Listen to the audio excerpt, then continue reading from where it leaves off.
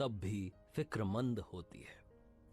नमस्ते दोस्तों, मेरा नाम है आरजे कार्तिक। आज की कहानी मुझे आप ही में से किसी दोस्त ने भेजी है और आज की कहानी एक ऐसी कहानी है जिसे सुनने के बाद शायद आपकी आंखों में आंसू आ जाए। जब मैंने इसे पढ़ा तो मेरी आंखों में आंसू थे, इतनी इमोशनल कहानी है। शाम का वक्त हुआ था, हल्की हल्की बरसात हो रही थी। एक शॉपकीपर जो कि जूतों की दुकान चलाता था, वो दुकान बंद करने की सोच रहा था कि एक लड़का भागता हुआ सा आया, बारिश में भीगा हुआ सा।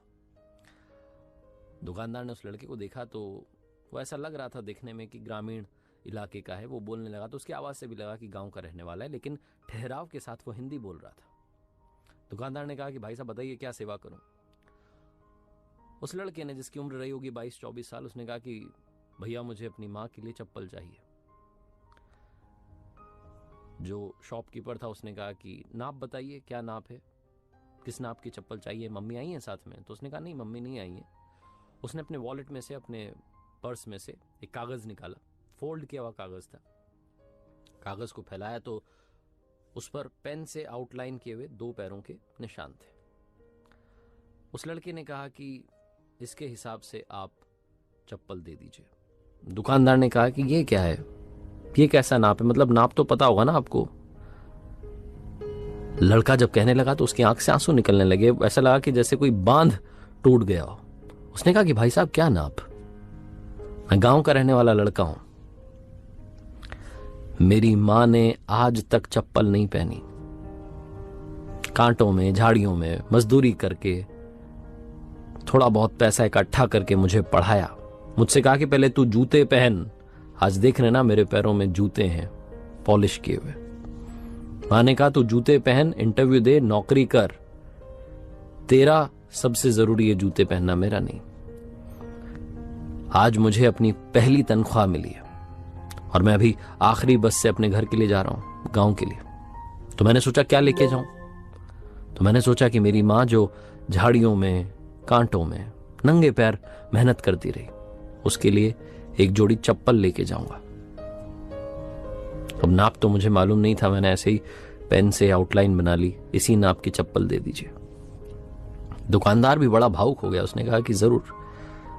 उसने चप्पल निकाली, लड़के ने पसंद की, बॉक्स पैक किया। उसने कहा कितने रुपए? दुकानदार ने कहा 800 रुपए। फिर दुकानदार को लगा पता नहीं कितनी सैलरी मिलेगी, तो पूछा भैया क्या तनख्वाह मिल रही है आपको? लड़के ने कहा 8,000 रुपए मिल रहे हैं, खर्चा पानी निकाल करके 5,000 रुपए तो खर्च हो जाते हैं, 3,000 रुपए बचे हैं सारे माँ के लिए। दुकानदार ने कहा भाई साहब ज्यादा नहीं हो जाएगा 800 रुपए की चप्पल? लड़के ने कहा नहीं, माँ के लिए कुछ भी ज्यादा नहीं है। उसने पेमेंट किया, चप्पल ली, वो निकलने लगा कि दुकानदार ने टोका रुको रुको रुको रुको। दुकानदार ने एक और चप्पल, एक और बॉक्स पैक किया, उस लड़के को कहा कि ये भी ले जाओ और माँ से कहना कि आपके दूसरे बेटे की तरफ से गिफ्ट है। माँ से कहना कि ये वाली खराब हो जाए तो ये वाली पहनने, लेकिन अब से नंगे पैर नहीं रहे, और माँ को मेरा प्रणाम कहना। लड़का भी इमोशनल हो गया। उसने कहा जरूर भैया। वो जाने लगा। फिर से दुकानदार ने कहा 1 सेकंड रुको, बस एक आखिरी तुमसे मैं मांग करना चाह रहा हूँ, डिमांड करना चाह रहा हूँ, सुनो मेरी बात। वो तुम्हारे पर्स में जो कागज रखा है ना जिस पर पैरों के निशान बने, वो मुझे दे दो। लड़के ने सोचा क्या मांग रहा है, तो उसने कहा ठीक है लो भैया। वो पेपर दिया, उसके बाद लड़का चला गया। दुकानदार अंदर आया, वो जो कागज था उसको ले जा करके जहां वो पूजा करता था वहां पर रख दिया। दुकानदार के नौकरों ने देख लिया तो कहने लगे ये क्या कर रहे हो?